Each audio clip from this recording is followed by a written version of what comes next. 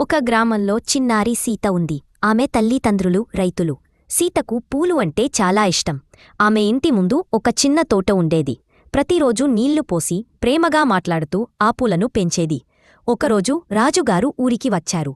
ఆయన ఓ ప్రకటన చేశారు. ఎవరైతే అత్యంత అందమైన పుష్పాన్ని పెంచగలరో వారినే నా కొడుకుగా అంగీకరిస్తాను.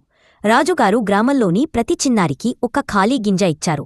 సీత కూడా గింజ తీసుకుని ప్రేమగా నాటింది. రోజూ నీళ్లు పోసింది, ధైర్యంగా ఎదురుచూసింది. కాని నెలలు గడిచినా ఆ గింజ నుండి మొలక రాలేదు. మిగతా పిల్లలందరూ అందమైన పూలు తీసుకువచ్చారు. సీత మాత్రం ఖాళీ కుండీతోనే రాజుగారిని కలవడానికి వెళ్ళింది. రాజుగారు ఒక్కసారిగా చూసి ఆశ్చర్యపోయారు. అవును, ఈమెనే నిజాయితీతో నడుకున్నది. నేను ఇచ్చిన గింజలు అన్నీ మరిగించినవే. వాటి నుండి మొలక రావడం జరగదు. మిగతా వాళ్లు వేరే గింజలు వేశారు. కాని ఈ అమ్మాయి నిజం చెప్పింది అన్నారు రాజుగారు. ఆ రోజు నుండి సీత రాజుగారి దత్తపుత్రికగా మారింది. నిజాయితీ కలిగి ఉండటం ఎప్పటికీ గెలుపునిస్తుంది.